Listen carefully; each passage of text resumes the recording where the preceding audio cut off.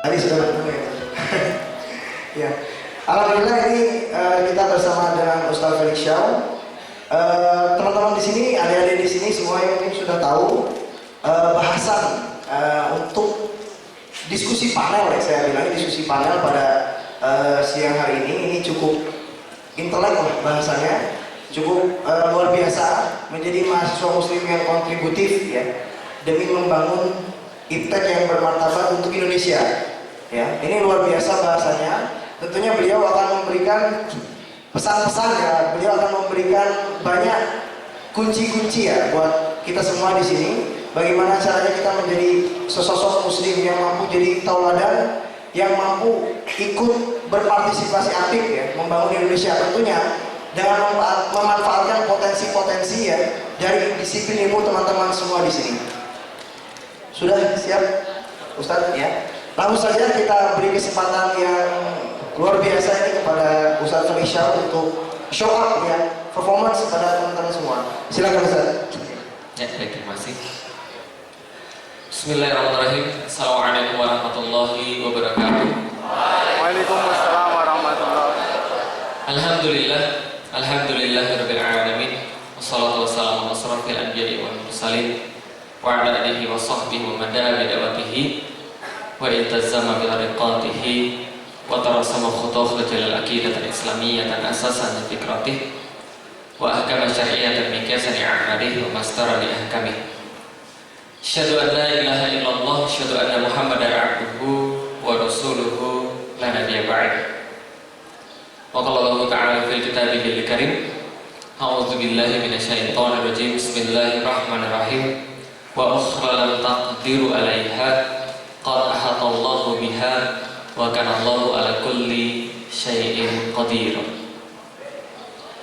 Alhamdulillah, puji dan syukur senantiasa kita panjatkan hanya pada Allah Subhanahu wa taala, Zat pencipta manusia yang menciptakan langit dan bumi dan seluruh yang ada di antara keduanya. Dia menciptakan manusia dengan sesempurna-sempurnanya. Dia muliakan manusia itu dengan Islam, melengkapi kesempatan dan melengkapi dengan kesehatan yang ada pada diri kita. Dan mudah-mudahan kita berharap, mudah-mudahan iman yang bersarang dalam diri kita ini mampu kita jaga sampai dengan berjumpa dengannya, sehingga tidak ada sisa apapun kecuali ridho dan juga barokahnya bagi kita dan hak bagi kita untuk mencapai surganya yang telah dijanjikan olehnya. Amin. Salam dan salam semoga tercurah dan terlimpahkan kepada baginda Nabi besar Muhammad sallallahu alaihi wasallam, manusia yang paling mulia yang pernah berjalan di atas muka bumi ini. Maka kerinduan kita kepada beliau sungguh membuat kita menaati apapun yang beliau perintahkan kepada kita. Perbuatan-perbuatan beliau adalah semulia-mulianya manusia. Perkataan-perkataan beliau adalah perkataan yang paling menginspirasi. Beliau adalah sosok suami yang paling romantis, sahabat yang paling setia, pemimpin yang paling hebat. Dan tentu saja saat yaumil kiamah kelak, ketika Allah membangkitkan manusia-manusia, maka kita berharap dibangkitkan di dekat beliau. Lalu kemudian kita berada di barisan belakang beliau, memasuki surga Allah untuk pertama kalinya. Dan mudah-mudahan kita semua memasukinya bersama-sama, hingga kita bisa bercanda, lalu kemudian berkeluh kesah kepada beliau tentang apa yang kita alami di dunia, sambil melihat wajah Allah yang sangat kita nanti-nantikan. Dan mudah-mudahan Allah mengabulkan semua bagi kita, amin. Alhamdulillah, ikhwan wal akhwat fillah yang dirahmati Allah. Jadi pada hari ini kita berjumpa pada satu acara yang temanya sudah disebutkan tadi, karena saya nggak hafal. Temanya panjang banget. Ketika saya dapat temanya itu, saya bilang ini kayak temanya kayak judul skripsi. Yang saya yakin kalau antum disuruh nyebutin pasti antum nggak bisa juga. Ya, tapi nggak apa-apa, pokoknya itulah ya. Pokoknya menjadi mahasiswa yang benar, itulah kira-kira. Memanfaatkan iptek untuk jadi benar, kira-kira. Nah, makanya kita pada hari ini insya Allah akan bahas. Sayangnya presentasi saya justru baru keluar di sini, nggak apa-apa. Atau kalau enggak, remote control saya dipindah ke situ aja. Remote yang dari sini ini, biar nanti saya bisa kendaliin dari situ. Ya, jadi alhamdulillah kita sedikit akan bahas tentang seorang pemuda. Di depannya ada sebuah gambar. Gambar ini semuanya palsu, teman-teman sekalian, kecuali pedangnya asli. Pedangnya itu asli milik seorang pemuda namanya Muhammad Al-Fatih. Pedangnya panjangnya 1,5 meter, Di tengah-tengahnya bertuliskan dengan bahasa Arab, dengan doa dia kepada Allah tentang apa yang dia inginkan dalam hidup dia. Sampai sekarang pedangnya masih ada di Museum Topkapi Istanbul. Jadi kalau misalnya ke sana, nanti teman-teman dapat dengan pedang ini. Tapi walaupun banyak orang sudah mengunjungi Museum Topkapi itu, tapi jarang yang ketemu pedang ini karena memang mereka nggak tahu di mana tempatnya, itu pasti dilewati aja. Nah itu ada pedangnya di sana. Tapi teman-teman sekalian, kita bahas bukan pedangnya, bukan hanya orangnya, tapi tentang sesuatu yang lebih penting, yaitu adalah sikap mental namanya. Kenapa kita bahas tentang sikap mental? Karena sikap mental ini yang menentukan kita jadi orang yang prestatif atau tidak, jadi mahasiswa yang kontributif atau tidak. Itu yang menentukan adalah sikap mental. Tapi sebelum saya bahas tentang sikap mental, ada satu hal yang saya pengen ceritain terlebih dahulu, namanya adalah bisyarah Rasulullah Shallallahu Alaihi Wasallam. Ada yang tahu bisyarah artinya apa? Bisyarah artinya apa? Apa? Apa artinya? Kabar gembira. Bisyarah artinya adalah kabar gembira.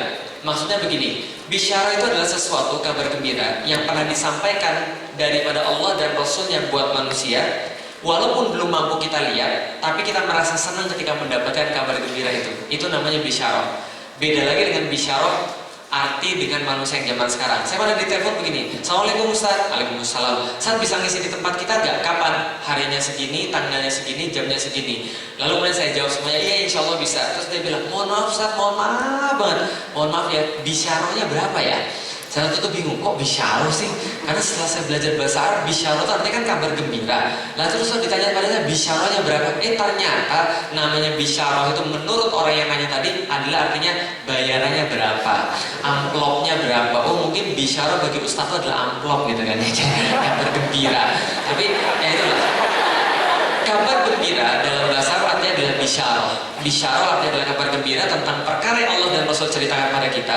Kita belum mampu lihat, tapi kita sudah sangat senang dan berbahagia ketika mendengarnya. Contoh bisyarah, surganya Allah. Pengen masuk surga atau enggak? Pengen? Yakin? Kalau gitu surga itu kayak apa sih? Pernah dapat nggak berita surga itu kayak apa? Kayak apa surga? Arduhas samawati wal ard, seluas langit dan bumi. Dalam surat yang lain dikatakan mudhammatan gitu kan ya, tertutup oleh hijau-hijauan sampai cahaya itu tidak bisa sampai ke dalam buminya, tapi di situ tetap terang. Lalu kemudian di bawah-bawahnya ada rumput-rumput seperti permadani, ada juga manabir minan nur, mimbar-mimbar daripada cahaya, ada dipan-dipan bertelekan emas, ada pohon-pohon yang sangat banyak yang buahnya bisa antum petik dengan tangan. Dan terlebih lagi yang paling penting di situ adalah bagi cowok-cowok ada bidadari bermata jeli, hurun ain, bidadari bermata jeli, lam yatmithunna insun qablahum wala jan, tidak pernah disentuh dia oleh manusia apalagi oleh jin. Hurun maksuratun fil khiyal, dia diperuntukkan sengaja dipingit khusus untuk orang-orang beriman yang datang ke sana. Jadi baru pertama kali keluar, dan kabarnya kalau seandainya betisnya saja kelihatan, maka itu sudah lebih indah daripada bulan purnama dan seluruh isinya. Paham ya? Itu baru, jangan usah dibayang, usah dibayang. Itu bidadari. Biasa kalau saya jelasin bidadari, yang sini langsung stres. Kenapa? Kalau gitu kita dapat apa dong? Tenang, perempuan-perempuan nanti dapat suami-suaminya. Nah kalau belum nikah, makanya nikah dulu. Gitu. Jangan sampai nanti seperti lagu-lagu yang sekarang lagi modern dan musik ya. Apa judulnya? Jomblo dunia akhirat. Paham belum sekalian? Nah jadi perempuan dapat apa? Tenang, dia dapat suaminya. Oh masa cuma dapat suaminya? Enggak. Semua yang teman-teman minta pada Allah akan Allah berikan. Ketika saya bilang begitu, ada ibu-ibu jamaah pengajian saya langsung bilang, Ustaz, kalau itu saya pengen minta sama Allah. Minta apa bu? Nanti kalau sudah di surga suami saya nggak boleh poligami. Ya coba aja minta, siapa tuh dikabulkan. Ini salah satu bagian daripada bisyarah. Bisyarah adalah perkara-perkara yang terjadi di masa depan, belum mampu kita lihat, tapi kita sangat senang karena itu datang daripada Allah dan Rasulnya. Bagi saya secara pribadi, bisyarah ini adalah sebagai penjaga kewarasan saya. Karena kalau sudah nggak ada bisyarah, saya pasti sudah nggak waras. Lain apa? Karena kalau kita cuma pikir pakai logika, ya, kalau kita cuma mengandalkan logika, itu sudah dari dulu kita sudah bisa gila. Sudah dari dulu kita berhenti dakwah. Lah kenapa? Karena kalau pakai logika, itu urusannya susah. Islam nggak bakal menang-menang. Betul atau betul? Coba kita lihat kalau pakai logika. Dakwah 3 hari 3 malam, capek, letih, lesuh, lemah, lotoy, loyo, kan gitu kan ya? Yang sadar cuma berapa orang? Yang sadar cuma 3 orang, 4 orang, 5 orang. Tapi sekali TV mengatakan sesuatu yang salah, jutaan orang pikirannya termurtadkan tanpa sadar. Kayak kemarin di Jakarta, mending mana? Muslim korup atau kafir jujur? Betul ya? Pernyataan sesat, lalu kemudian disiarkan lewat kemudian TV, bikin orang banyak sesat juga. Kalau kita pakai logika, kayaknya dakwah ini nggak mungkin menang. Betul atau betul? Mereka punya uang, nolnya nggak ada serinya, gitu kan ya? Nolnya nggak terbatas, mereka punya uang, mereka punya kekuasaan, sementara antum ngontrak tahun depan aja masih mikir, kan gitu kan ya? Kalau kita pakai logika, kayaknya dakwah ini nggak akan mungkin kita menangkan. Tapi yang menjaga saya agar tetap waras dan tetap optimis adalah karena saya punya bisyarah. Nah, kenapa?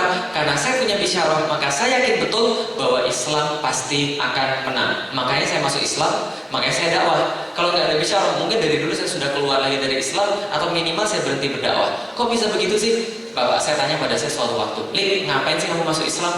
Saya bilang karena Islam adalah agama yang paling sempurna. Bapak saya bilang, "Kok kamu bisa bilang begitu sih? Kamu nggak lihat ya? Itu yang miskin-miskin itu orang mana? Muslim atau non-muslim? Yang mana sih? Muslim atau non-muslim? Muslim.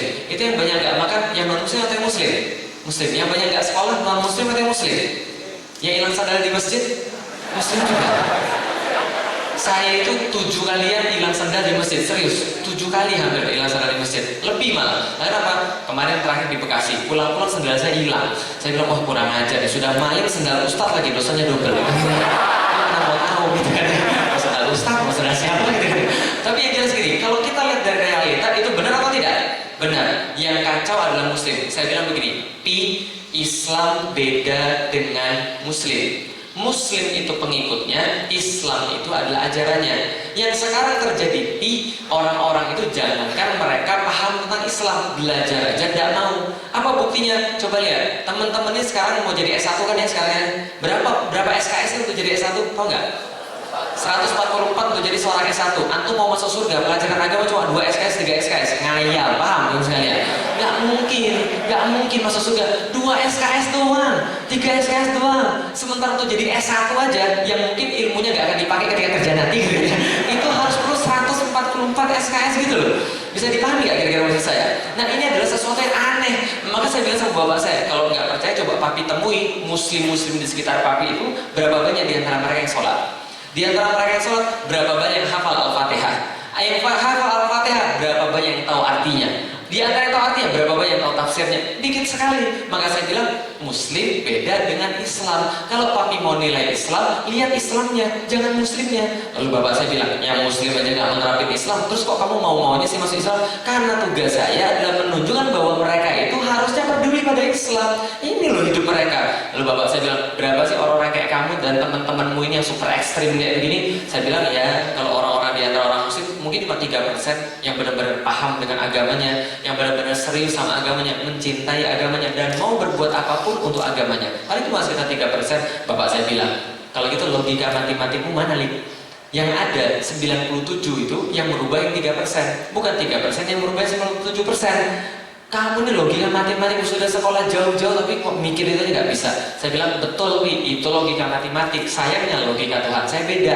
Logika Tuhan saya sederhana. Idza arada syai'an fa innama yaqulu lahu kun fayakun. Kalau dia pengen sesuatu dia tinggal ngomong jadi maka jadi. Itu logika Tuhan saya. Nah itu bisyarah. Karena itu kalau nggak ada bisyarah saya sudah nyerah dari dulu. Karena apa? Nggak ada harapan. Paham teman sekalian? Nah, kalau gitu kita lihat, ternyata bisyarahnya tidak hanya bicara tentang logika, tapi berbicara tentang sesuatu yang lebih besar daripada logika. Belajar geografi dulu. Iya, gitu kan ya. Ini kan namanya kan akademis gitu kan ya. Nah, kalau gitu. Ini zaman dulu teman-teman sekalian. Kalau zaman-zaman dulu pernah belajar di SMA tentang negara-negara di dunia nggak? Pernah ya? Ada berapa negara di dunia kira-kira?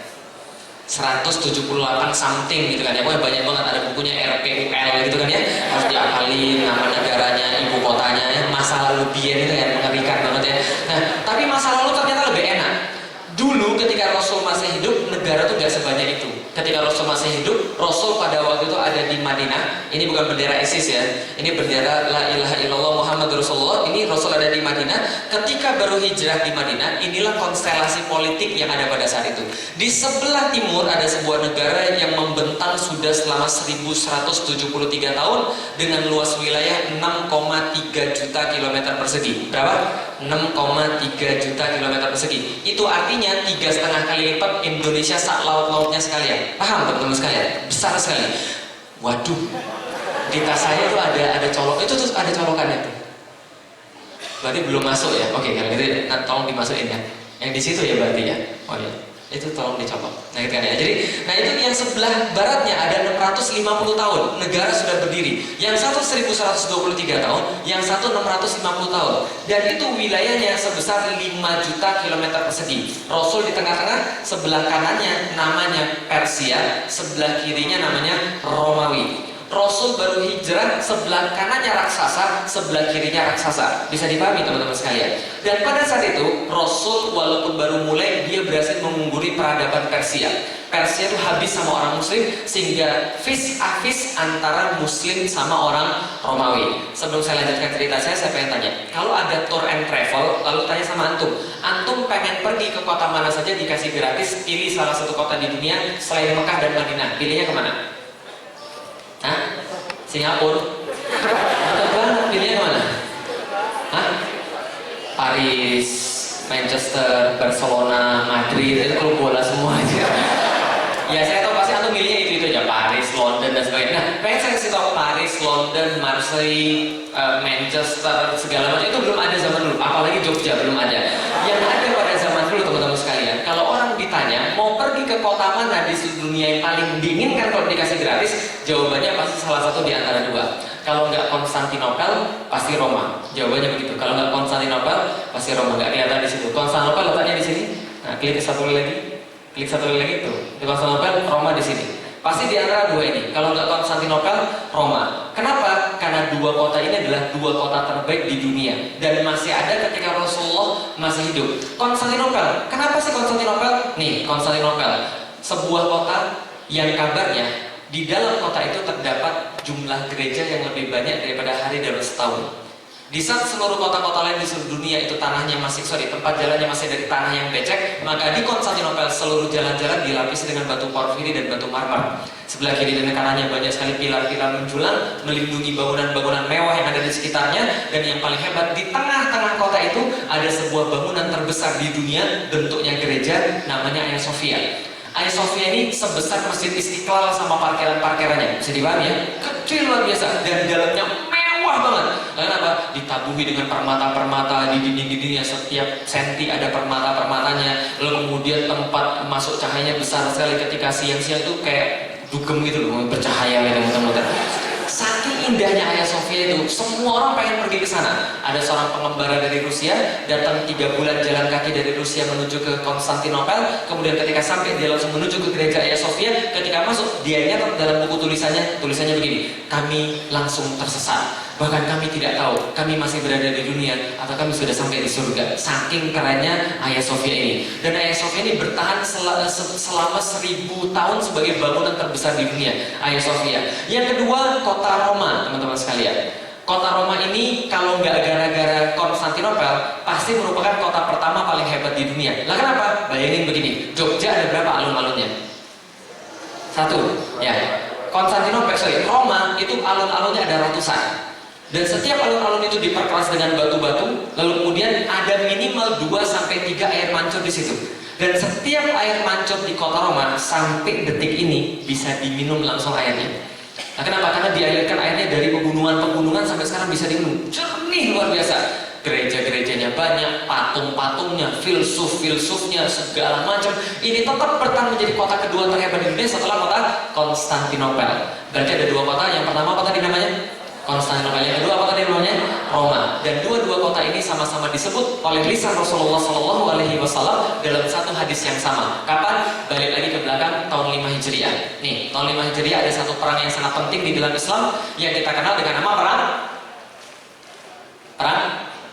Uhud. Salah. Perang 5 Hijriah. Perang Badar. Apalagi salah. Perang Khandaq. Atau dalam bahasa Qur'annya perang Ahzab. Dalam surat Al-Quran namanya Al-Ahzab. Kenapa Al-Ahzab? Al-Ahzab itu adalah jamak dari kata hizb. Hizb artinya kelompok, Ahzab artinya koalisi. Paham ya? Jadi mereka berkoalisi mengumpulkan 10.000 pasukan. Tujuannya cuma satu, serang Madinah, bunuh Muhammad Rasulullah SAW.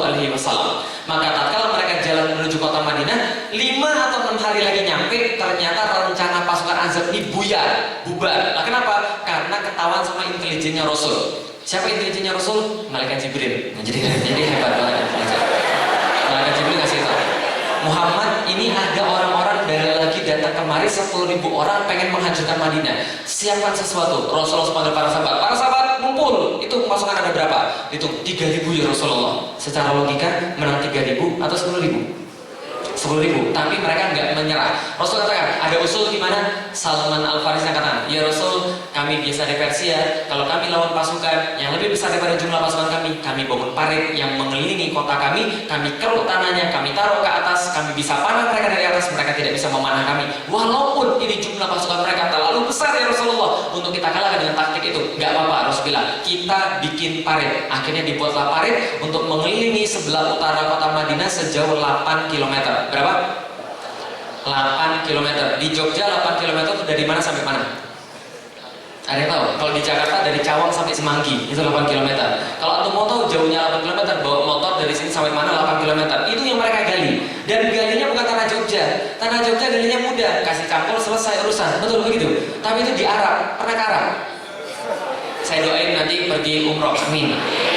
Nanti kalau pergi sana, coba lihat batu di sana itu bukan pakai cangkul bro, pakainya lembing, tau nggak lembing? Dihancurin lalu kemudian baru dinaikin ke atas. Berat luar biasa. Mereka buat parit 8 km, lebarnya 5 meter supaya kuda nggak bisa loncat, dalamnya 3 meter, kalau loncat jatuh nggak bisa balik lagi. Ini adalah kemudian paritnya. Berapa tadi panjangnya? 8 kilo, lebarnya 5 meter, dalamnya 3 meter. Dan apa makanannya? Makanan mereka adalah saking terbatasnya, mereka cuma boleh mencelupkan tangan kanannya ke sebuah air, lalu kemudian angkat masih basah, lalu timpukkan ke ke gandum. Setelah dapat gandumnya dijilatin untuk makan sehari. Ngeri tak? Sangat luar biasa ngeri. Wajar pasukan-pasukan pada saat itu banyak yang banyak alasan. Tiba-tiba dia begini, ya Rasul minta izinnya, ada apa? Ini anak-anak saya di rumah belum makan. Kan kewajiban bapak kan memberi makan pada anaknya. Sudah salah alasan lagi gitu kan ya. Jadi ini kan kewajiban bapak memberi anak pada anak-anaknya. Ya sudah nggak apa-apa, kabur nggak balik lagi. Ya Rasul saya izinnya, ini istri saya di rumah gak ada yang nemenin. Istri saya ini nanti kalau diganggu gimana ya Rasulullah? Nanti kan bahaya, saya harus melindungi istri saya. Kabur nggak balik lagi. Maka yang tinggal bersama Rasul memang orang-orang pilihan. Satu, yang benar-benar beriman. Itu kelompok pertama. Yang kedua, Yahudi yang terpaksa. Yang pertama siapa? Yang benar-benar beriman. Yang kedua, Yahudi yang terpaksa. Loh kok ada cerita Yahudi di situ? Yahudi sudah menandatangani perjanjian Madinah. Isinya adalah kalau seandainya kota ini terancam, mereka harus ikut membantu. Tapi mereka ini memang sontoloyo benar. Dan kenapa? Mereka ini sudah merancang sebuah makar yang kalau seandainya pasukan Ahzab itu datang, mereka akan mengganggu muslim dari dalam. Makanya dalam surat Al-Ahzab, apa yang dibacakan di situ? Ja'akum min fawqikum wa min asfala minkum. Itu kan ya. Ketika mereka datang dari depan dan dari belakang kalian. Maksudnya apa? Di depan pasukan Ahzab, di belakang Yahudi itu mengancam akan memerkosa anak-anak mereka, istri-istri mereka, membunuh anak dan istri mereka dan memerangi betul. Makanya ini luar biasa orang Yahudi itu serakah, pengecut, beraninya dari belakang. Gak mungkin orang Yahudi itu berani perang satu lawan satu. Al-Quran sudah bilang begitu kan ya. Nah maka kemudian mereka dari belakang gangguin. Nah ketika itu terjadi teman-teman sekalian, perang itu kemudian sudah terjadi. Yang pertama adalah orang-orang beriman, yang kedua adalah Yahudi yang terpaksa. Ketika menjelang perang, pas lagi persiapan, lagi parah-parahnya, tiba-tiba ada sahabat yang nanya pada Rasul begini. Ini pertanyaannya, ya Rasulullah, salah. Ya Rasulullah, yang besok kita taklukkan Konstantinopel dulu atau Roma? Bingung atau paham? Bingung ya? Oke, saya coba untuk membantu supaya Anda sedikit ngerti ya. Oke, mereka lagi ada di mana? Mereka lagi ada di mana? Madinah. Terpaut ribuan kilometer dari Konstantinopel dan Roma. Kalau naik pesawat zaman sekarang 3 jam, 4 jam. Ngomong-ngomong, para sahabat sudah pernah pergi ke Konstantinopel belum? Lihat sudah belum? Yang mereka lakukan itu cuma dengar itu kota terbaik di dunia, Konstantinopel, Roma. Lihat belum, pergi belum. Dan besok mereka harus menghadapi berapa puluh ribu pasukan? 10.000. Harus gali berapa kilo? Lebarnya, dalamnya. Makanya gandum pakai tangan cuma untuk seharian, gitu kan ya. Panas luar biasa. Tapi nanyanya besok yang kita taklukkan yang mana? Konstantinopel atau Roma? Kira-kira kalau ada di situ kira-kira gimana? Yahudi yang itu langsung ngangkat, wah apa-apaan? Roma, Konstantinopel, ngayal ini orang. Nah kenapa? Itu mana mungkin? Besok kita udah mau mati tau nggak? Kamu tuh ya, gara-gara kamu tuh kurang makan kali kamu ya. Kamu tuh banyak kena sinar matahari ya kamu ya. Tiba-tiba ketika ditanya begitu, diolok-olok sama orang Yahudi, maka Rasul menjawab dengan satu jawaban yang ngeri. Nah, ini jawaban Rasulullah. Madinatu Hiraqla tuftahu awalan. Yang akan kalian taklukkan terlebih dahulu, wahai sahabatku yang bertanya itu tadi. Maka yang kalian taklukkan terlebih dahulu adalah Konstantinopel terlebih dahulu. Kota Heraklius, Konstantinopel. Apa yang dilakukan oleh Yahudi ketika dengar ini? Mereka bilang gini, wajar aja muslimnya gila, bosnya juga gila. Yang mereka katakan. Dicatat dalam sirah Ibnu Ishaq bahwa Yahudi mengatakan Muhammad sudah gila karena Muhammad berbicara tentang sesuatu yang nggak masuk akal. Padahal hari ini mereka tidak sempat pergi ke WC. Saking padatnya jadwal untuk kemudian bikin parit, pergi ke WC aja nggak sempat teman-teman sekalian. Maka ini ada coba kita lihat mental pertama. Coba kita lihat baik-baik. Mental pertama. Pertanyaan para sahabat gimana? Yang mana duluan? Ya, Konstantinopel atau Roma duluan? Yang mana duluan? Berarti bisa nggak kita bayangin di kepala mereka itu kayak apa? Dalam kepala mereka bro, dua-duanya sudah takluk, sudah selesai urusannya, dua-duanya sudah pasti takluk. Cuma dari malam tuh kepikiran yang mana duluan gitu, nggak penting banget gitu kan ya. Tapi kepikiran itu maksudnya, dua-duanya sudah takluk. Itu mental yang pertama. Para sahabat tidak pernah pesimis. Para sahabat nggak pernah nanya, mungkin nggak ya, mungkin nggak ya, nggak. Para sahabat mikirnya yang mana duluan. Yang kedua, mental yang ditanam oleh Rasulullah saat kurang makanan, saat kurang bala tentara, saat kurang segala-galanya, Rasul nggak kasih bantuan, Rasul nggak kasih makan, Rasul nggak kasih kemudian apapun. Tapi yang Rasul kasih adalah bisyarah, janji kota Heraklius yang akan kalian taklukkan terlebih dahulu. Saat itu kaum muslimin langsung bergembira, semangat, dan peperangan dimenangkan oleh kaum muslimin. Caranya silahkan baca dalam surat Al-Ahzab. Setelah selesai perang, Rasul mengeluarkan satu hadis yang lain lagi. La tuftahan al-Qustantiniyyah fala ni'mal amiru amiruha wala ni'mal jaisyu dzalikal jaish. Akan ditaklukkan kota Konstantinopel di tangan kalian, dan sebaik-baik panglima adalah dia, dan sebaik-baik pasukan adalah dia.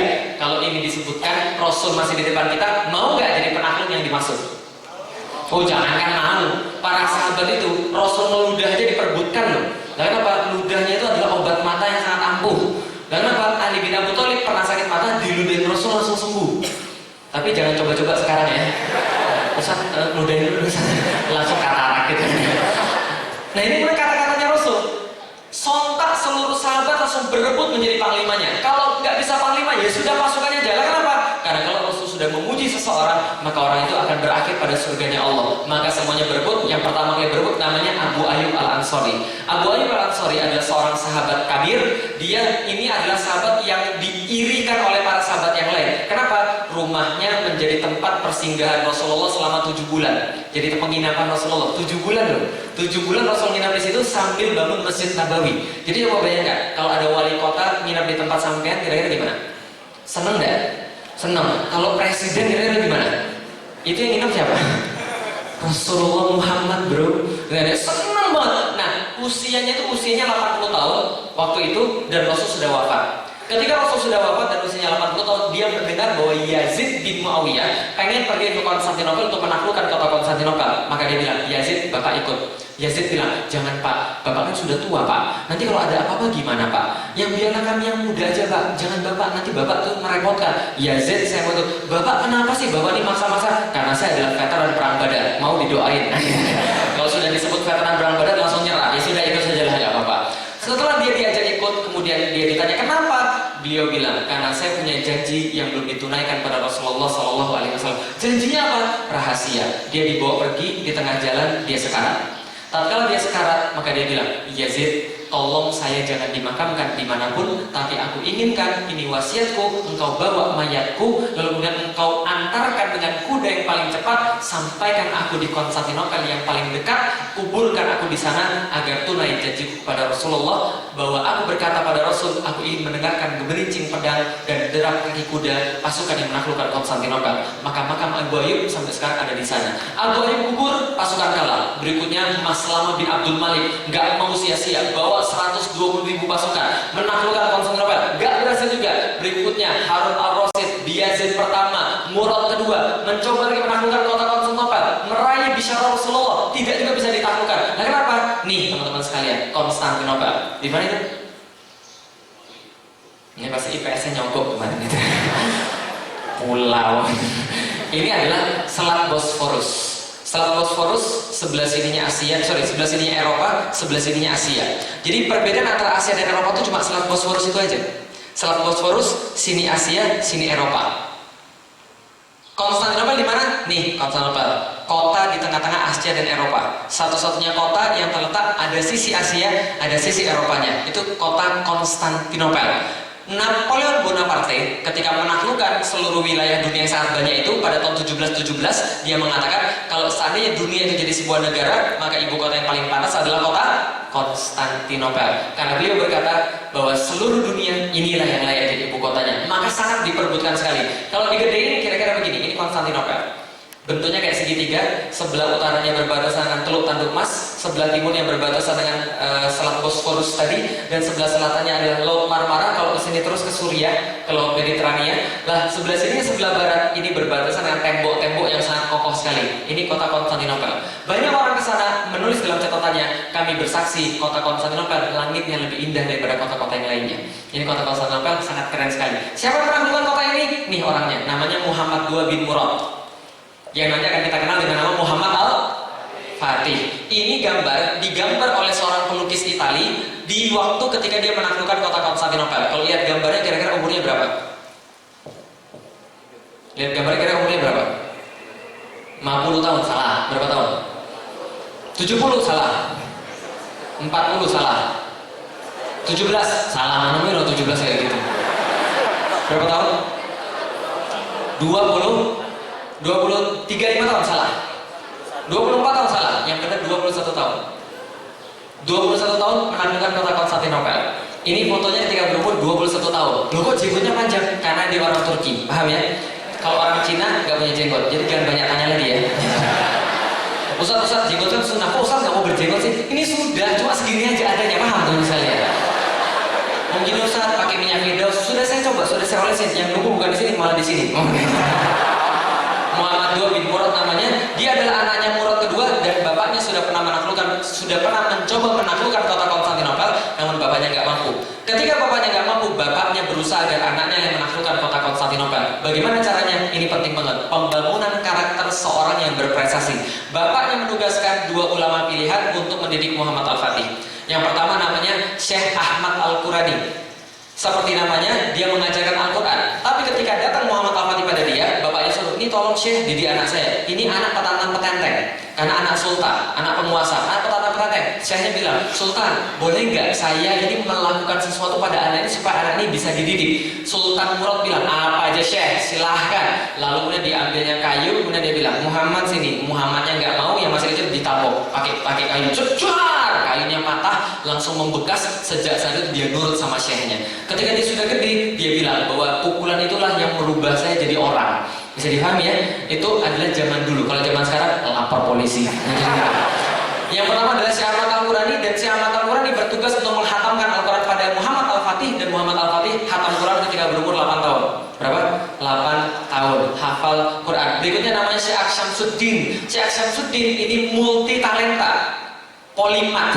Dia jenius dalam bidang astronomi, dia pakar dalam bidang herbal, dia pakar dalam bidang sejarah, dia pakar dalam bidang bahasa Arab, dan berbagai disiplin ilmu yang lainnya. Tugasnya mendidik mental Muhammad Al-Fatih. Gimana caranya? Bukan belajar matematik dulu, bukan belajar apa dulu, tapi belajar sejarah. Penting. Nah kenapa? Sejarah ini menentukan karakter. Diceritakan pada Muhammad Al-Fatih kecil, kisah sahabat, sirah Nabi, Abu Bakar As-Siddiq, Umar bin Khattab, Utsman bin Affan, Ali bin Abu Thalib, Salahuddin Al-Ayyubi, Amr bin As, Khalid bin Walid, Abu Ubaidah Al-Jarrah, dan seterusnya. Semua diceritakan pada anak ini, sehingga anak ini kepalanya referensi kekesatriaan itu semuanya masuk kepala dia. Beda kayak orang zaman sekarang. Lah kenapa Indonesia itu banyak maling, tahu? Kenapa Indonesia banyak maling? Karena ceritanya salah dari dulu. Kisah dan sejarahnya salah. Contoh, nih, adik-adik sekalian, binatang apa yang paling cerdas? Binatang paling cerdas? Kenapa cerdas? Nyolong timun, bro. Predikatnya adalah orang yang paling cerdas. Binatang paling cerdas. Coba lihat di Indonesia. Siapa yang fakultas pertanian angkat tangan? Yang fakultas pertanian? Oh berarti kita sama. Saya juga fakultas pertanian. Dan saya tahu persis di Indonesia itu petani itu susah. Lalu apa? Cerita tadi. Kancil mencuri timun, petani susah, malingnya jadi berharga. Paham bagus sekalian? Cerita apa lagi? Cowok ngintip cewek mandi, gitu kan ya? Ternyata yang diintip itu adalah bidadari. Gitu. Lalu kemudian akhirnya dia maling selendang bidadari. Setelah dia maling selendang bidadari, endingnya adalah dia nikah sama bidadari. Pelajaran moralnya adik-adik sekalian, maling dapat bidadari, bagus, gitu. Bagus.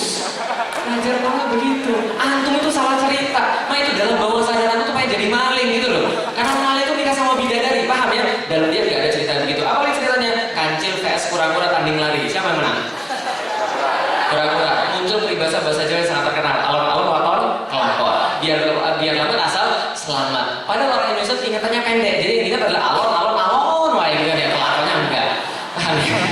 Lah, kenapa nggak dia berpikir cepat tapi selamat? Ayo. Kenapa harus mikir lambat tapi selamat sih? Kenapa nggak cepat selamat gitu kan ya? Ini permasalahan. Muhammad Al-Fatih dididik dari kecil dengan semua strategi perang, sejarah perang, sifat kekesatriaan, menolong orang tua, patuh pada pendirian, taat pada pemimpin, kemudian bagaimana cara segala macam. Dan dia waktu kecil itu diajak oleh Syekh Samsudin lihat Konstantinopel dari kejauhan, melihat bayangan Hagia Sophia dari kejauhan. Lalu dia bilang begini, kamu lihat itu apa? Kota Konstantinopel, Syekh. Iya, kalau gitu kota itu apa? Kota akan kita taklukkan suatu saat nanti. Lalu Samsudin mengatakan, betul, dan bapakmu sudah pernah ke sana, bapakmu gagal. Kakekmu ke sana, kakekmu gagal. Dan tahu nggak engkau bahwa Utsman pendahulu engkau kan keturunan ke-7. Utsman itu keturunan pertama. Jadi 1, 2, 3, 4, 5, 6, 7 sampai engkau itu gagal semua. Menaklukkan kota Konstantinopel. Dan anak-anakmu juga akan mencoba menaklukkannya dan mereka juga akan gagal. Cucumu juga sama. Loh, kenapa bisa begitu? Syekh Samsudin berkata, karena saya senantiasa berdoa pada Allah Subhanahu wa taala dalam setiap tahajud saya di malam hari. Saya senantiasa berdoa pada Allah Subhanahu wa taala bahwasanya orang yang disebutkan dalam hadis Rasulullah sebagai sebaik-baik panglima yang kelak akan merealisasikan menaklukkan kota terbaik itu, orangnya ada di depan mata saya. Muhammad, engkau akan menaklukkan kota Konstantinopel. Engkau yang menjadi penakluk kota Konstantinopel. Maka Muhammad itu yakin betul dia adalah orang yang dimaksud dalam hadis sebagai penakluk Konstantinopel. Dan apa efek keyakinan itu? Masya Allah, ini efeknya teman-teman sekalian. Dia menguasai 8 bahasa ketika berumur 16 tahun. Berapa bahasa yang dia kuasai? 8. Umurnya berapa? 16 tahun. Karena untuk memimpin pasukan dia harus menguasai kata-kata yang berada di dalam pasukan tadi. Dia menguasai Turki, Arab, Persia, Yunani, Latin, Serbia, Slavik, satu lagi Ibrani, bahasanya Yahudi. Ini dia kuasai semua teman sekalian. Usianya berapa? 16 tahun. Kita usianya berapa tahun sekarang? Berapa? 18, 19. Berapa bahasa yang aku kuasai? Ya 4, alhamdulillah. Bahasa Indonesia, bahasa Inggris, bahasa Jawa, dan bahasa isyarat yang lumayan lah. Teruskan, kan ya? 8 bahasa ketika berumur 18 tahun dan menjadi sultan ketika berumur 12 tahun. Yang paling hebat adalah dia itu dari balik sampai meninggal tidak pernah melewatkan sekalipun sholat rawatib dan sholat tahajud. Kenapa? Jadi gini ceritanya, dia itu punya permintaan pada Allah. Apa permintaannya? Saya pengen jadi penakluk yang dimaksud. Maka dia tahu kalau dia punya permintaan pada Allah, Allah mengabulkan, harus mendekati Allah dulu. Gimana cara dekat pada Allah? Sunnah nawafil. Bedanya sama orang Indonesia, nazarnya itu salah kaprah. Tahu nazarnya orang Indonesia? Nazarnya ngancem. Ya Allah, kalau aku dapat kerja di situ, ya Allah, aku akan sedekah 5 juta. Gitu kan ya? Ya Allah, kalau aku jadian sama dia itu, ya Allah, dia itu.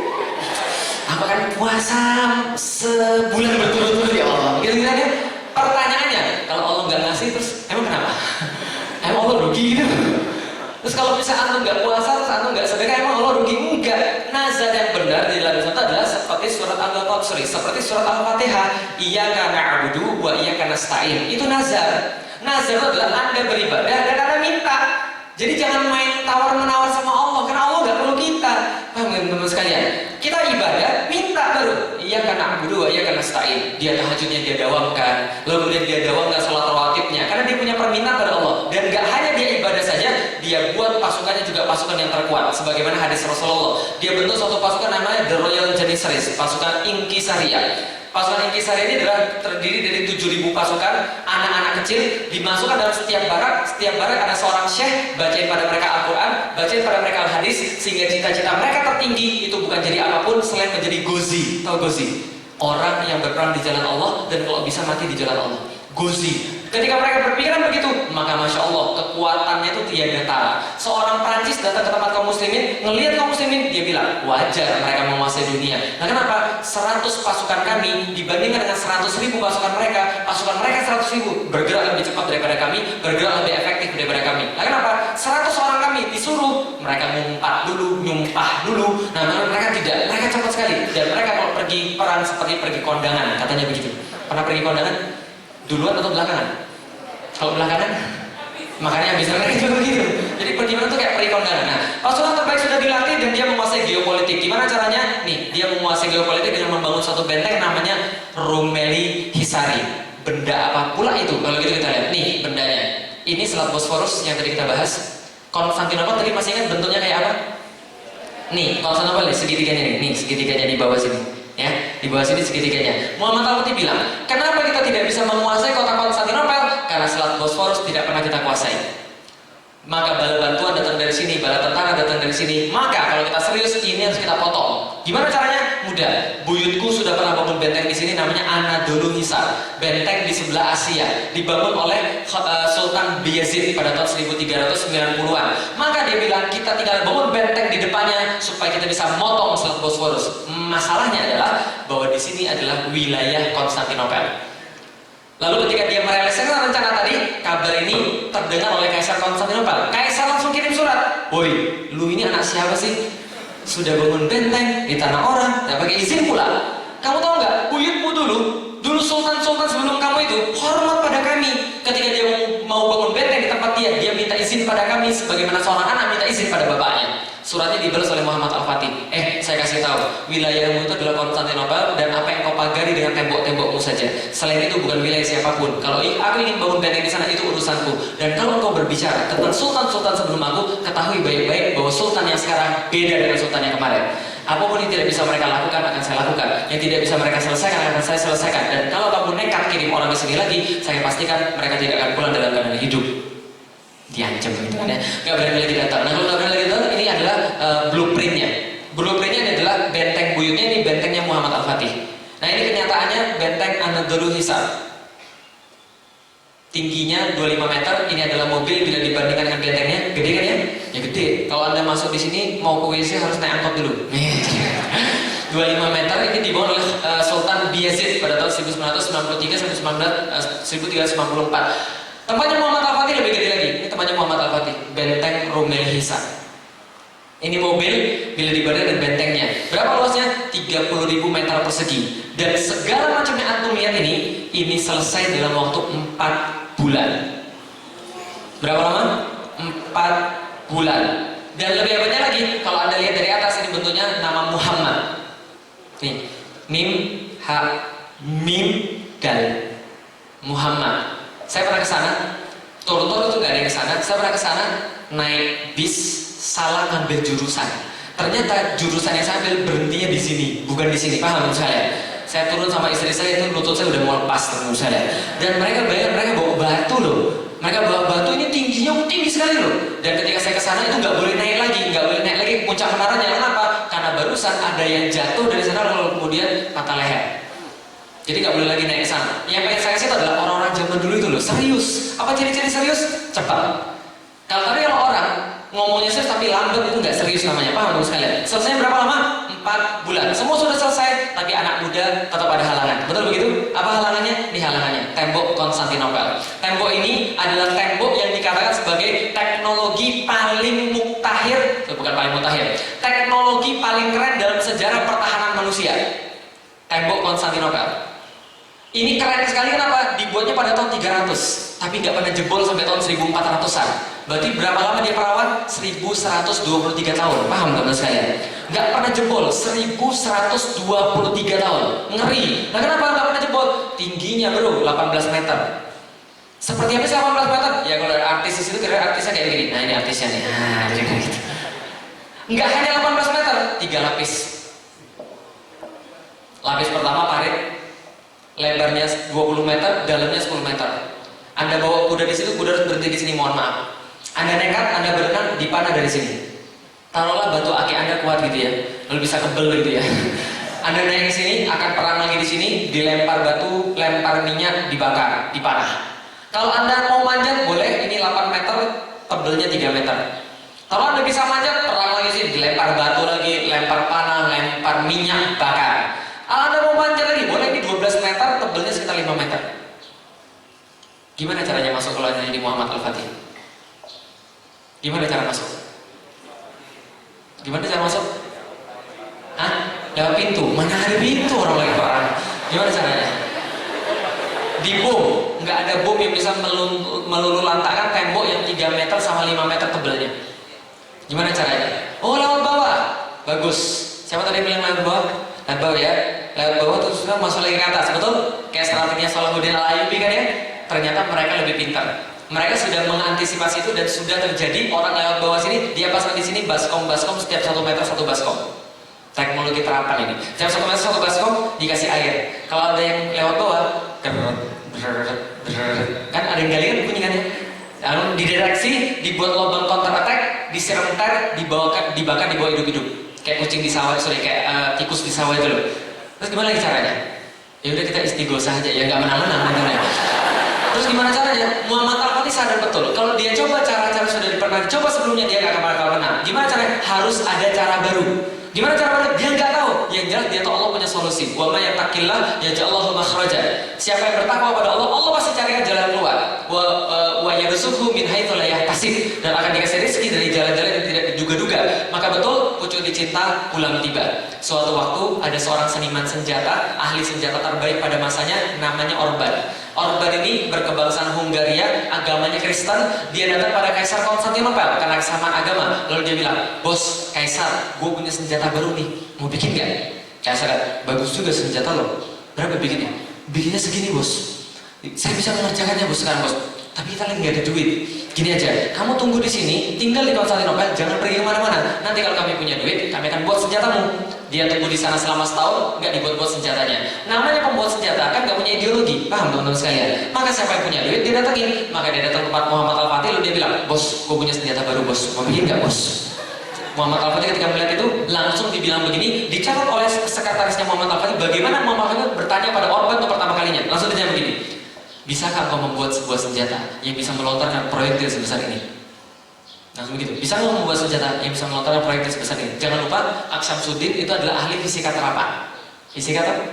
Nah, ahli fisika terapan. Dan Muhammad Al-Fatih itu jenius fisika juga. Maka dia sudah ngitung, I sama dengan M kali A. Impact sama dengan massa kali percepatan. Dia sudah mikir, harus berarti massa sebesar apa? Dan Orban itu ahli fisika. Maka dia langsung nanya, sebentar, apakah Sultan berniat ingin menaklukkan tembok Konstantinopel? Al-Fatih jawab, kalau iya kenapa? Orban balas lagi, kalau iya kebetulan. Saya sudah tinggal di sana selama setahun. Saya tahu tempat-tempat yang paling bagus dan sudut-sudut tembok yang dimana Anda bisa menyerangnya. Saya bisa membuatkan untuk Anda. Berapa kamu dibayar? Saya dibayar sini. Saya bayar 4 kali lipat. Al-Fatih kata, buat senjata bagi saya. Dibuatlah sebuah senjata yang paling mutakhir pada masanya, namanya The Great Turkish Bombard atau The First Muhammad Great Gun ataupun apalah namanya, Dardanelles Cannon atau apalah namanya. Kalau di dalam Age of Empire, Basilica Cannon. Itu zaman dulu bro. Nah itu The Great Turkish Bombard. Gimana bentuknya? Bentuknya begini. Tapi Age of Empire itu salah, karena itu terlalu kecil. Ini bentuknya yang benar. Kalibernya 0,7 meter, beratnya 18,2 ton, panjangnya 5,2 meter, jarak tembaknya 1,6 km, dan sekali muntah 680 kg. Kebayang? Dibuatkan prototipe oleh Orban, ditembakkan, tes. 2 meter nyungsep di bawah tanah. Maka dia bilang, bagus. Al-Fatih berkata, sekarang tolong buatkan senjata yang ukurannya 2 kali lipat. Lu gimana caranya? Terserah kan lu seniman senjatanya, bukan saya. Total Muhammad Al-Fatih minta Orban untuk membuatkan, akhirnya dalam setahun Orban membuatkan 69 meriam. Satu ukurannya 5,2 meter, satu lagi 8,4 meter, sisanya ukuran standar 3-4 meter. Yang sampai sekarang masih ada. Ini ukuran standarnya 3-4 meter. Standar. Di mana? Di Museum Fort Nelson, Portsmouth, Inggris. Loh kok bisa di Inggris sih? Diminta sama Ratu Elizabeth. Dia bilang bahwa ini adalah senjata yang paling berpengaruh dalam sejarah. Please dong, bagi dong. Ya udah kita kasih. Nanti kalau dia bosan kita ambil lagi gitu. Kalau ada artis, kira-kira artisnya kayak begini, kecil banget. Kok ada artis itu pesan sponsor misalnya. Oke, kita lanjut. Semua sudah disiapkan. 6 April 1493 Muhammad Al-Fatih setelah berkonsultasi dengan Aksyamsuddin, kemudian mempersiapkan pasukan untuk menyerang Konstantinopel. 6 April mereka sudah sampai di sana. Gimana caranya? Mereka nyerang dari 3 arah. Dari sebelah selatan mereka mempersiapkan kapal menuju Laut Marmara, sebelah timur menuju Teluk Tadomas, dan sebelah barat mereka gempur tembok 3 lapis tadi. Ngomong-ngomong teman-teman sekalian, tembok 3 lapis tadi yang saya ceritain ngeri banget itu bukan 100-200 meter, tapi panjangnya 7,5 km. Nggak percaya, googling sendiri. Nah, kalau nggak percaya lagi, coba ke sana. Benar, saya sudah jalani 7,5 km. Tembok 3 lapis itu 7,5 km dari Teluk Tadomas sampai ke Laut Marmara. 7,5 kilometer. Maka Al-Fatih mempersiapkan 400 kapal yang cukup besar pada zamannya. Dia membentuk pabrik-pabrik kapal dalam bentuk yang massal di setiap tempat-tempat kaum muslimin, kemudian dikirimkan ke Adrianopel, lalu kemudian dikirimkan ke Konstantinopel. Dalam bahasa Arab, tempat pembuatan kapal itu namanya Darus Sinaah, atau dalam bahasa Arab disebut dengan kata-kata as-sinaah saja. Kemudian diadopsi dalam bahasa Inggris jadi arsenal. Baru tahu loh? Nah, makanya ngaji ceritanya. 400 kapal dibawa komando Muhammad Al-Fatih mengepung Konstantinopel. Ini serius, arsenal itu dari kata as-sinaah. Admiral itu dari kata Amirul Bahar. Jadi pemimpin pasukan di laut itu Amirul Bahar, jadi admiral. Oke, lalu dari sebelah utara beberapa kapal tersebut ditugaskan untuk menembus Lautan Lemas, dan total 250.000 pasukan membawa benda-benda segede King Kong itu dengan membawa cannon meriam-meriam besar itu. Gimana caranya? Ditarik 400 kebo dengan pasukan pionir 300 orang untuk ngeratain jalan. Paham teman sekalian? Itu bawa itu kilonya kan ngeri sekali. 1,8 ton toh, itu harus tanahnya rata. Jadi sebelum jalan tanahnya rata baru ditarik oleh 400 kebo tadi. Nah, 250 pasukan ini mereka menceritakan tatkala mereka pergi, kami ketika pergi ke Konstantinopel, siang hari matahari tidak sampai ke dalam terompah kami karena tertutup oleh bendera-bendera panji-panji dan tombak-tombak kami. Dan ketika malam hari Anda tidak akan bisa melihat bumi karena tertutup oleh kamah-kamah kami. Giliran orang Konstantinopel ketika mereka melihat pasukan kaum muslimin datang ke tempat mereka melaporkan pandangan matanya. Apa pandangan matanya? Ditulis, kami menyaksikan pasukan muslim datang kepada kami like river of steel, seperti sungai dari besi, lalu kemudian memenuhi pandangan kami dari pantai sampai ke pantai. Paham teman sekalian? Dari pantai sampai ke pantai isinya muslim semua, pakai baju zirah, mereka berkemah di sana. Al-Fatih ahli logistik, dia kemudian pindahkan pasukannya dari Adrianopel menuju Konstantinopel sekitar 200 kiloan selama hampir 2 bulan, dan tepat 5 April 1453 pasukan itu sudah nongkrong di depan. 6 April dikirimkan seorang yang bernegosiasi, seperti kata Rasul, jangan perangi orang sebelum Anda tawarkan mereka untuk masuk Islam. Maka ditawarkan, mau masuk Islam, opsi pertama 2 bayar jizyah, 3 diperangi. Maka mereka bilang, lebih baik kami mati, kata kaisarnya. So be it. Kemudian dimulai pada tanggal 6 April 1453 peperangan Konstantinopel. Al-Fatih membariskan pasukan 1,5 kilometer di depan tembok Konstantinopel, cukup jauh untuk bisa dipanah oleh orang-orang Konstantinopel, tapi cukup dekat untuk bisa disaksikan setiap pasang mata orang-orang Konstantinopel. Maka mereka pada itu selalu tergelincirnya matahari seperti sunnah Rasul. Kemudian mereka baru memulai perang setelah sholat Jumat. Perang zaman dulu itu selalu sholat Jumat, selalu hari Jumat. Kenapa selalu hari Jumat? Karena hari Jumat kaum muslimin berkumpul sholat Jumat, khotibnya pasti mendoakan pasukan di garis depan. Jadi biasanya setiap Jumat itu mendoakan pasukan di garis depan, di Syria, gitu kan, di Gaza dan sebagainya. Nah, maka kemudian mereka menang sholat Jumat di situ, lalu kemudian peperangan dimulai. Yang menang siapa? Muhammad Al-Fatih atau Konstantinopel? Muhammad Al-Fatih atau Konstantinopel? Muhammad Al-Fatih. Karepmu begitu. Tapi ternyata apa yang terjadi? Yang terjadi adalah Muhammad Al-Fatih kalah total. Pasukan sebelah laut 400 kapal obrak-abrik dengan hanya 27 kapal. Habis. Loh, kenapa bisa begitu? Ini pentingnya teknologi. Sampai detik itu teknologi dipegang oleh Romawi, pembuatan kapal yang paling hebat. Karena orang Romawi sudah buat kapal dari tahun 600-an. Kita baru buat kapal dari tahun 1000-1200-an baru serius. Mereka punya kapal lebih besar daripada punya kita. Kapal mereka 10-14 kali lipat lebih besar daripada kapal kita. Kalah total di lautan. Bagaimana dengan sebelah timur? Di pasangan nanti segede King Kong, kapal-kapal nggak ada yang bisa masuk. Tabrak, hancur, karam. Bagaimana dengan sebelah barat? Kan ada meriam. Betul, meriam ditembakkan, hancur berantakan. Tapi baru ketahuan kelemahannya. Apa kelemahannya? Reloadnya 3 jam sekali, teman-teman sekalian. Tembak hancur semen, tembak hancur semen, tembak hancur semen. Nah, kenapa nggak beres-beres urusannya? Itu pasukan bertahan itu ada sekitar 70.000 orang, kerjanya cuma benerin tembok. Nah, kenapa? Karena mereka nggak ngelawan balik, benerin tembok aja, nggak menang-menang. Luar biasa, ngeri.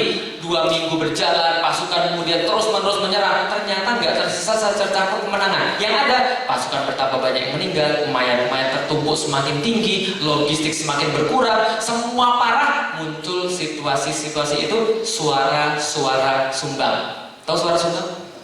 Ingat baik-baik ya.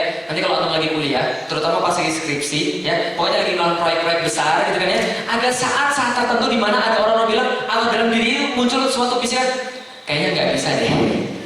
Itu selalu muncul begitu. Antum lagi dakwah, muncul itu, kayaknya nggak bisa deh. Kayaknya nggak mungkin deh. Ini Muhammad Al-Fatih orang gila nih.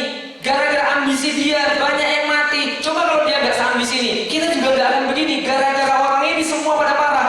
Muhammad Al-Fatih tahu moral pasukan turun. Dia kumpulkan seluruh panglima. Lalu dia bilang, katakan pada saya, nasihati saya, kita terus perang atau kita pulang? Nggak ada yang berani ngomong. Lah kenapa? Panglimanya itu takut sama Muhammad Al-Fatih. Umurnya memang 21 tahun, tapi kalau ada yang salah kena hukum. Paham ya? Maka gak ada yang berani ngomong. Yang berani ngomong seorang yang sangat senior, namanya Halil Pasha. Halil Pasha ini adalah penasihat dari zaman bapaknya Muhammad Al-Fatih. Lalu dia bilang, saya boleh usul Sultan? Silahkan.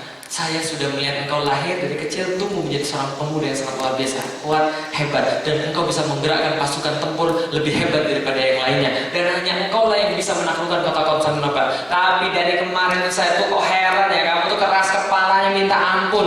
Nasihat tuh nggak dengerin. Saya sudah bilang dari dulu, kita mundur dulu dari sini. Ngapain kita parah-parahan di sini? Nanti pasukanmu habis pada mati semua. Wah, Al-Fatih nggak suka. Lalu apa? Ternyata orang ini ke belakang sudah diketahui dia ternyata dapat sogokan daripada orang-orang Konstantinopel.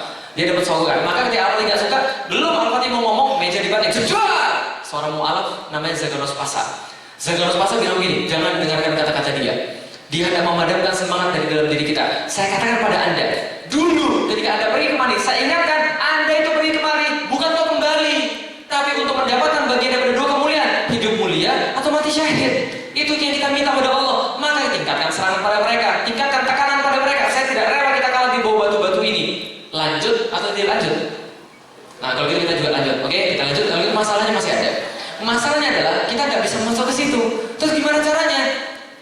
Mereka bilang begini, ada caranya Pak. Penasihatnya bilang, gimana caranya? Oh gini caranya. Kalau seandainya kapal kita ini bisa masuk ke sini, itu caranya. Lah kenapa? Karena pasukan bertahan di sebelah barat semua. Maka mereka mereparasi temboknya cepat sekali. Kalau kita bisa masuk ke sini, pasukan bertahan akan mempertahankan tembok bagian utara. Maka itu berarti pemecahan konsentrasi. Maka dia tidak akan bisa memperbaiki tembok lebih cepat daripada semula tadi. Itu chance-nya. Masalahnya di situ ada apa? Ada apa masalahnya untuk masuk ke situ? Rantai segede kingkong, betul begitu? Terus gimana caranya? Potong. Orang rantai segede-gede begini kok besi semua. Tembak nggak bisa, loncat, emang lumba-lumba. Terus gimana caranya? Semua orang pada putus asa, tabrak kapal karam. Semua orang pada putus asa. Terus gimana caranya? Ketika orang putus asa, Al-Fatih bilang gini, sebenarnya saya juga sudah mikir itu dari semalam. Ternyata Sultan sudah mikir. Iya, dan saya sudah punya solusinya. Sudah punya solusinya? Iya. Gimana solusinya? Gampang. Kita kan punya kapal, ya toh? Kapalnya ini kita parkirkan dulu di Galata. Setelah kapalnya kita parkirkan di Galata, kapalnya kita angkat. Setelah kapalnya kita angkat, kita balikin lagi di laut. Mudah kan? Pasukannya bilang ini, iya juga ya. Tapi mohon maaf ya Sultan, apakah Sultan lupa kalau Galata adalah sebuah bukit? Sultan mengatakan Al-Fatih, saya tahu Galata sebuah bukit 60 meter dari laut. Tinggi sekali, dan gak hanya itu, ini 1,5 kilometer, saya tahu. Tapi Anda juga tahu nggak bahwa Rasulullah SAW tidak pernah satu kali pun berperang menggunakan taktik sebagaimana yang lain gunakan. Rasul setiap perang pasti ada elemen of surprise, pasti ada elemen kejutan. Kalau kita bisa melakukan ini, akan berbalik keadaan. Tapi kalau kita tidak melakukan apapun, terus akan begini aja. Itu mustahil Sultan. Ucapan Al-Fatih yang sangat terkenal. Jangan bilang kalau itu mustahil kalau Anda belum pernah coba. Kalau Anda sudah pernah coba dan gak bisa, mati pas melaksanakan, nah itu baru mustahil aja. Akhirnya disepakati 21 April 1453 kapal-kapal akan dipindahkan mulai Bukit Galata untuk kemudian membalikkan keadaan. Maka ternyata apa terjadi? Esok hari ya teman-teman sekalian, sebuah hal yang ditetapkan oleh banyak orang berubah menjadi sebuah keajaiban strategi perang. 72 kapal pindah dari Selat Bosphorus kepada Selat Tanduk dalam waktu 1 malam. Berapa kapal pindah? 72 kapal pindah dari Selat Bosphorus pada Selat Tanduk dalam waktu 1 malam. Berapa malam? 1 malam. Tanggal 22 April 1453 itu takbir berkumandang di atas Bukit Galata. Orang-orang Konstantinopel langsung terbangun dari tidurnya, lari tunggang langgang naik ke atas menara. Yang mereka saksikan horor. Bendera la ilaha illallah Muhammad Rasulullah berkibar dengan sangat megahnya di atas Bukit Galata. Saat mereka menyaksikan lebih ke bawah lagi, yang mereka saksikan adalah pemandangan yang sangat merenggut nyali mereka semuanya. Nah, kenapa? Kapal-kapal perang turun satu persatu berbaris memasuki wilayah yang menurut mereka selama ini adalah wilayah paling aman, berubah menjadi wilayah paling berbahaya bagi mereka. Lalu mereka bilang, Konstantinopel selesai.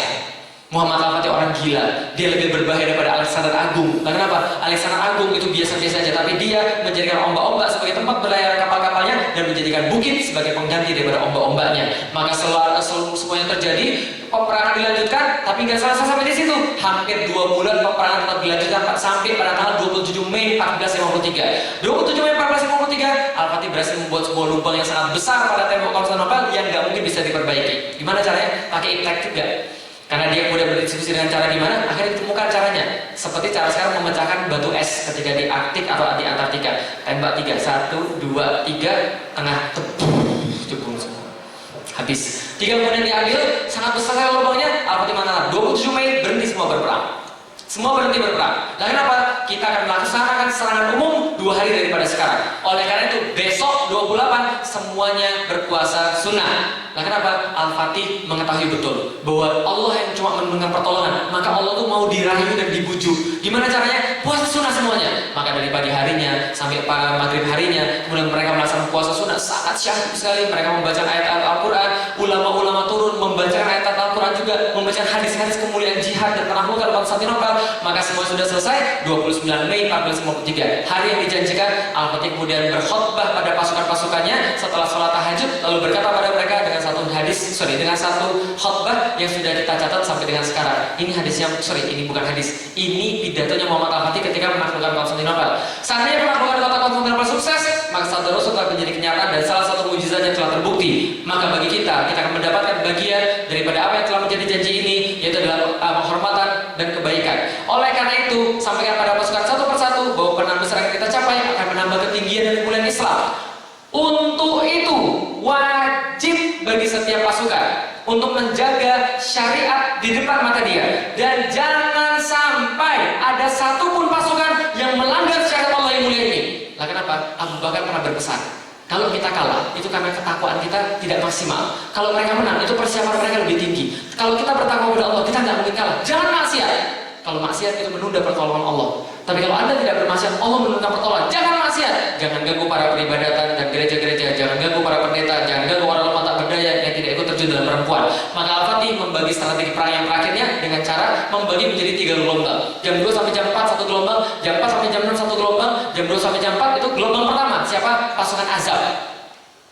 Bahasa Indonesianya pasukan jomblo. Jomblo suruh mati duluan.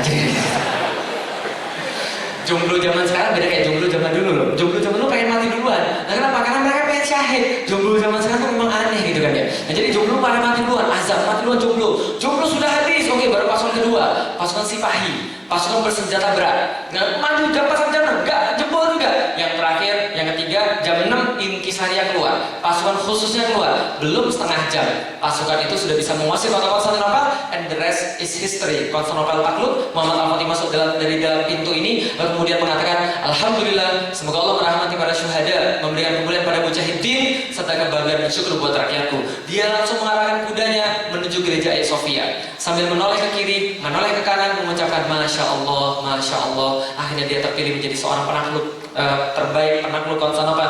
Sampai di depan gereja Hagia Sophia, dia turun dari kudanya, tidak sanggup menahan rasa harunya. Dia bersujud ke arah Makkah, kemudian mengambil sorbannya dibuka, kemudian mengambil segenggam tanah Konstantinopel, ditaruh ke atas kepalanya. Sebagai perwujudan cuma manusia cuma dari tanah saja. Ini semua daripada Allah Subhanahu wa taala. Dia masuk ke dalam gereja Hagia Sophia, mendapatkan ribuan orang menangis di situ histeris karena mereka sangka Muhammad Al-Fatih ingin membunuh mereka.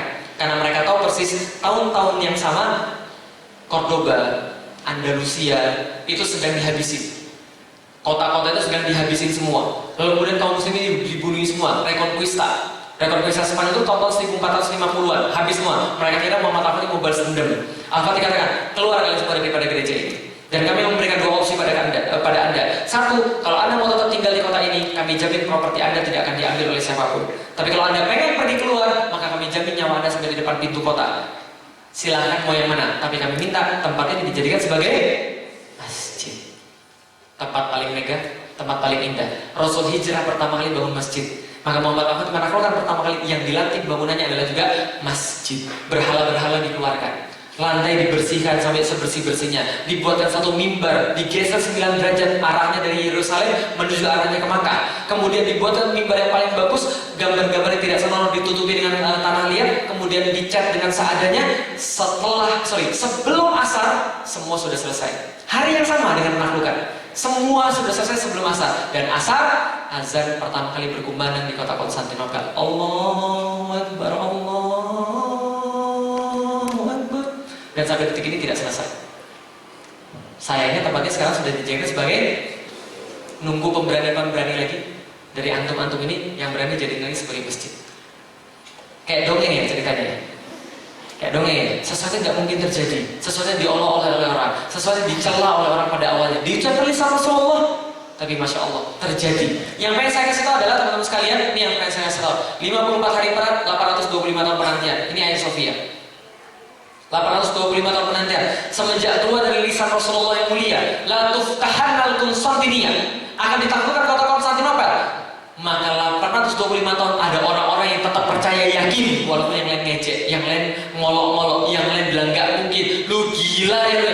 Tetap yakin, diwariskan generasi demi generasi, diwariskan lagi pada anaknya, diwariskan pada cucunya, sampai 825 tahun perjuangan, muncul seorang anak muda 21 tahun masuk ke dalam kota lalu berkata, Rasul kami tidak pernah bohong.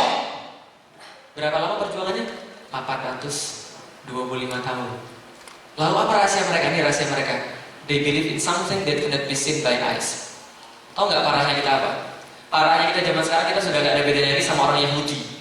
Orang Yahudi itu ya, kalau pas dikasih tahu menuju surga Allah, yuk masuk Islam. Apa kata dia? Tunjukin dulu gue surganya baru gue percaya. Paham? Ketika ditunjukin surganya, percaya nggak mereka? Enggak juga. Beda Muslim sama non Muslim. Muslim percaya dulu baru lihat. Yang lain lihat dulu baru percaya. Tapi sekarang kita nggak bisa melihat kecuali di depan mata. Betul atau betul? Padahal rahasia mereka begitu. Contoh, Sumayyah atau Sumayyah, syahidah pertama dalam Islam. Bagaimana siksaannya? Dia disiksa bersama keluarganya. Ammar bin Yasir anaknya diikat, menyaksikan orang tuanya dibunuh di depan mata dia. Lalu kemudian Sumayyah itu disiksa, Yasir itu disalib di pohon kurma sampai meninggal. Sumayyah dicemeti juga. Uzza kata Tuhanmu, Lata Tuhanmu, tidak mau. Bilang Tuhanmu Lata Uzza, diludahin yang cemeti, yang diludahin Umayyah bin Khalaf, petinggi Quraisy. Langsung dibilang ambil tombak sini. Tombak diambil, ditusukkan dari kemaluan sampai tembus pada lehernya. Ketika ditembuskan seperti itu, lewatlah Rasulullah SAW ketika mereka disiksa itu, kemudian berkata sabrun ala Yasir. Rasul nggak membantu mereka. Rasul nggak melakukan apapun buat mereka, cuma ngomong begini, sabrun ala Yasir, sabar wahai keluarga Yasir. Fa innallaha mau'idukumul jannah. Sesungguhnya Allah Subhanahu wa taala menjanjikan surga semua bagi kalian. Ketika mendengarkan itu, apa kata semuanya? Ya Rasulullah, surganya itu sudah di depan mata saya ini, ya Rasul, jelas sekali. Ngeri ya? Kok dia bisa melihat surga, kita enggak loh? Kayaknya enggak deh. Kenapa? Karena mata kita sama matanya Sumayyah kan sama kan ya? Loh kenapa dia bisa melihat surga? Bukan. Tapi sebenarnya begini, bagi dia, penting banget, bagi dia, siksaan di depan mata dia, kengerian di depan mata dia, sengsara di depan mata dia. Ketika mendengar kata-kata Rasul, terhapus semuanya, diganti oleh realitas yang baru, yaitu adalah bahwa dia akan masuk surganya Allah karena dia percaya betul sama kata-kata Rasulullah. Masya Allah. Nggak ada orang yang percaya Rasul nggak ada berprestasi. Nggak ada orang yang yakin pada Rasul nggak berprestasi. Orang yang yakin pada Rasul semuanya berprestasi. Lalu kita lihat sekalian. Nih, yang kita lihat sekarang pakai mata. Nyawa kaum muslimin paling rendah. Di mana-mana dibunuhi, Gaza, Suriah, Irak. Kita saling membunuh, bukan kita. Ada orang yang mengatasnamakan kaum muslimin saling membunuh satu sama lain dan sebagainya. Ini terjadi semua. Ketika melihat semacam ini, berapa banyak yang yakin bahwa Islam akan bangkit lagi? Sedikit atau banyak? Kenapa sedikit? Karena percaya pada janji Allah itu perkara yang sangat sulit. Lah makanya berada di jamaah dakwah itu sulit, berada di dalam gerakan dakwah itu sulit, berdakwah itu sulit. Coba lihat aja sekarang datang tanya, nanti sudah masuk zaman Salahuddin berapa yang protol. Tapi itu teman-teman ingat baik-baik ya, setiap tahun itu dilahirkan sarjana S1 di Indonesia itu banyak sekali, ratusan ribu orang jadi S1 setiap tahun. Tapi berapa banyak yang jadi pengemban dakwah? Artinya tahu apa? Kalau Anda jadi S1 sekaligus pengemban dakwah, antum lebih istimewa daripada yang lain. Dan Allah sudah mengatakan di dalam Al-Quran, walaqad zara'na li jahannama katsiran minal jinni jinni wal insi. Yang masuk neraka tuh banyak, yang masuk surga tuh sedikit. Nah, kenapa? Yang sedikit itu istimewa. Main bola berapa orang? 22 orang. Yang nonton? Yang istimewa banyak kan sedikit. Ingat baik-baik ya, dakwah itu urusan utama. Mereka sudah bersabar berapa lama? 825 tahun untuk meraih janji Rasulullah SAW. Kalau gitu kita lihat terus sekalian. Nih, but to look beyond the glory is the hardest part. Percaya pada janji Allah itu perkara yang sangat sulit karena Anda bakal dibilang orang gila. Paham ya? Perjuangin apa sih? Gila lu ya? Kayak gitu-gitu ya. Tapi jangan lupa, nih Muhammad Al-Fatih menaklukkan Konstantinopel umurnya berapa tahun? Pentingnya keyakinan visi sebelum segala-galanya. Ya, jadi jadilah mahasiswa yang bervisi sebelum segala-galanya. Karena kalau Anda punya visi, segala-galanya beres. Tapi kalau Anda nggak punya visi, habisan tuh. Bisa dipahami sekalian? Nih pentingnya visi. Ada dua orang anak berkata begini, saya akan jadi juara kelas, satunya. Yang satunya, saya akan jadi juara se-Indonesia. Siapa yang lebih berusaha? Se-Indonesia atau yang sekelas? Se-Indonesia. Yang lebih berprestasi? Berarti orang yang yakinnya tinggi, usahanya lebih tinggi, prestasinya lebih tinggi. Pertanyaan sebaliknya, kalau orang prestasinya biasa-biasa aja, berarti usahanya? Kalau usahanya biasa-biasa, berarti keyakinannya? Ngomong-ngomong, teman-teman 17 tahun di dalam Islam, 18 tahun di dalam Islam, saya sudah 15 tahun di dalam Islam, gitu kan ya? Ngomong-ngomong, kita merasa diri kita ini biasa-biasa aja atau istimewa berkontribusi di dalam Islam? Ada nggak prestasi yang agak aneh-aneh dikit gitu? Menghafal Quran umur 11 tahun, misalnya ada yang gitu? Ada tapi dikit. Kalau antum mau jadi orang terkenal, istimewa, pergi ke Mauritania. Nanti antum terkenal di situ. Nah, kenapa? Karena antum termasuk satu-satunya orang yang tidak menghafal Quran. Gitu. Terkenal sekali. Karena di situ ada anak yang terkenal karena tidak menghafal Quran. Paham teman sekalian? Itu ceritanya. Tapi gini, kita merasa ya kita ini belum istimewa ya. Lah kenapa? Mungkin usaha kita biasa-biasa aja. Kenapa usaha kita biasa-biasa aja? Kita nggak ada yakin-yakinnya pada Rasulullah. Oke, kalau gitu kita lihat. Nih, terakhir sekalian. Usia berapa dia menaklukkan kota Konstantinopel? 21. Tapi ketika saya masuk Islam 18 tahun. Semester ketiga. Saya masuk Islam semester ketiga, umur saya 18 tahun. Loh, kok muda banget? Ya kan saya kan cepat sekolah, saya kan jenius nih. Enggak. Jadi gini, saya masuk 18 tahun dan ketika saya masuk Islam, saya mendengar ustadz saya yang ceritain pada saya, Muhammad Al-Fatih menaklukkan kota Konstantinopel umurnya 23 tahun. Maka saya percaya pada waktu itu, walaupun setelah saya teliti umurnya 21 tahun. Oke, 23 tahun menaklukkan kota Konstantinopel. Maka saya bilang sama ustadz saya, kan nama Islam saya Muhammad Al-Fatih. Jadi nama Islam saya sampai sekarang adalah Muhammad Al-Fatih. Lah kenapa? Saya bilang, karena tadi kan ada dua kota. Yang satu kan sudah, yang satunya kan belum.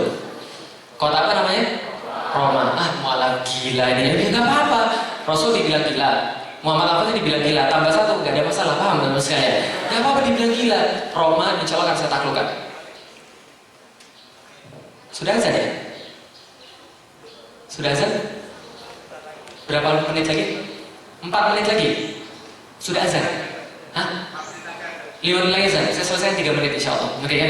Nah, semua sampai di mana? 23 tahun akan melakukan 18 tahun saya masuk Islam, 23 tahun saya akan melakukan kota Roma. Karena 4 menit lagi ya sudah. Oke, baik kita break dulu. Nanti insya Allah kita lanjutkan. Terima kasih.